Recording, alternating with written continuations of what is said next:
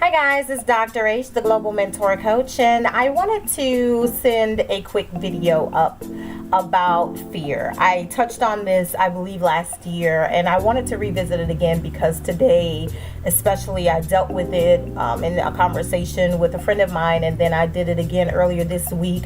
So this whole concept, this whole thought pattern of fear is, kind of escalating again, and I wanted to touch on it just to kind of encourage you that fear doesn't have to rule your life. The thing about fear is that it is completely and totally irrational. I know completely and totally is the same word, but I really want to emphasize the fact that fear is irrational. It will paralyze you.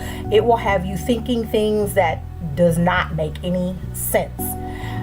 And you have to get in your mind that what you want is greater than what you fear.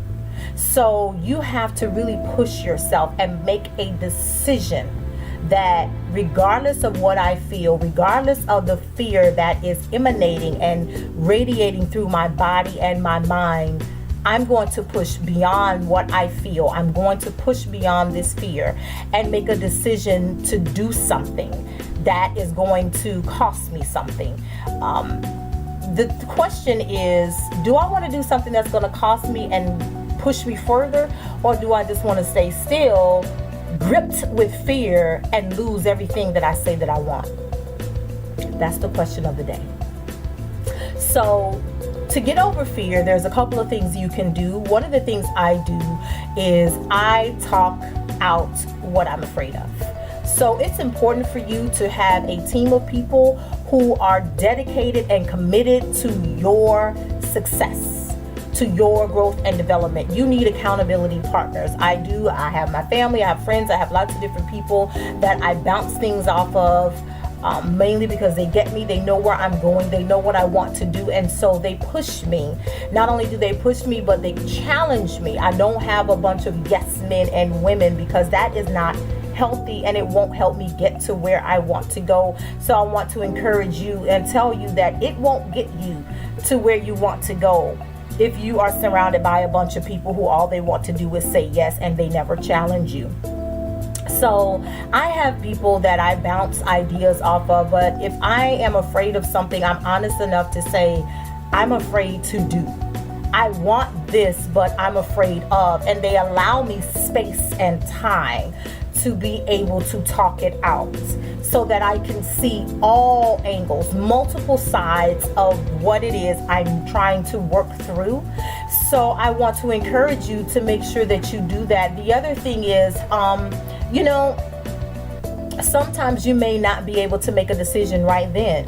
You may need time to mull over all of that information because sometimes I don't get it right away. It might take me a minute. I may need to meditate on it for a day or two. That's okay. Give yourself that space.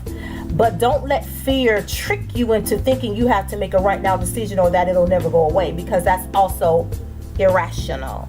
So you want to give yourself time to be able to think things over and consider everything about what it is you're talking about doing or what it is you say you want to accomplish or want to obtain, and then start working through why you are afraid. Some of the fears may be because of resources. Well, maybe the people around you have resources or they have information that can get you to the resources that you need, but you won't know until you open your mouth and say, I need.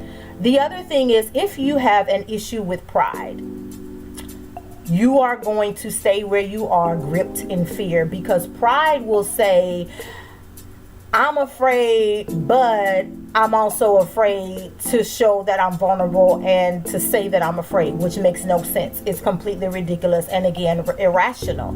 Pride will have you miss out on everything you say you want because you're sitting there thinking that you have to have it all together and you have to have all the answers and you can't be afraid. And that is not realistic. That's also irrational.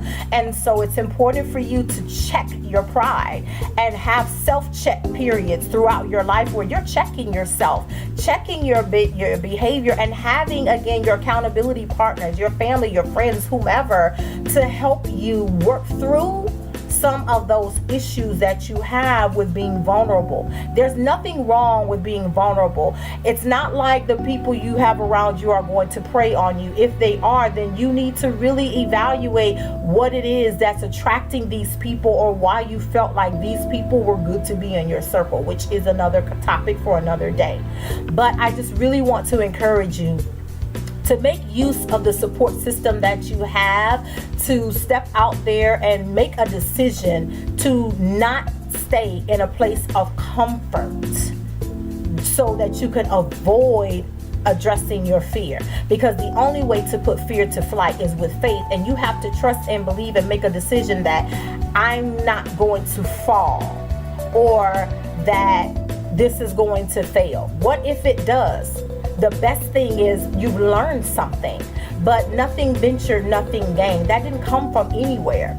But sometimes we have to just step out into the unknown and go for what we say we want, even if it scares the life out of us. But the best thing that can happen is that we get everything we say we wanted, and it's a wonderful thing. The worst thing that can happen is we don't get what we want, but we still learn something about ourselves, and we grew through it. The last thing is, to overcome fear, you just have to grow up. I mean, it takes a great deal of maturity, but you have to grow up. And again, that's where you need those people on your success team, people who are dedicated and committed to seeing you grow and become the best version of yourself that you will ever become. And they're the people who are going to push you and say, okay, you need to grow up. You just need to move on. You just need to step into this thing and trust the process. That's the part of life that a lot of us don't want to go. And that's why we see people who are stuck in a time warp, because they didn't want to trust the process. They wanted to stay there because it was comfortable, not realizing that 10 years down the road, you look utterly ridiculous, that you're 40, but you're still making decisions like you're 20 or like you're 15 or 18. That's not attractive. You're 50 and you're in the club like you're 20. That may be okay for some people, but trust and believe those people in the club that are 20 are not laughing with you.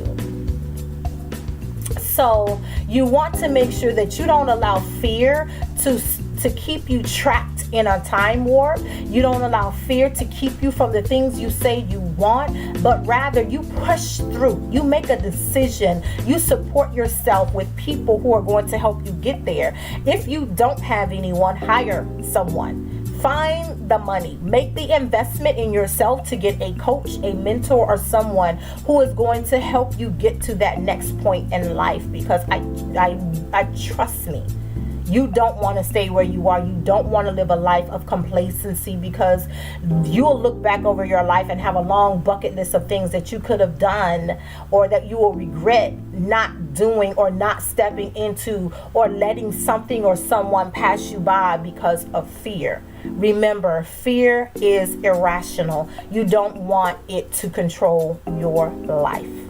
Thanks for tuning in with me, Dr. H, the Global Mentor Coach. Remember to spread lots of love and light. Until next time, have a great day.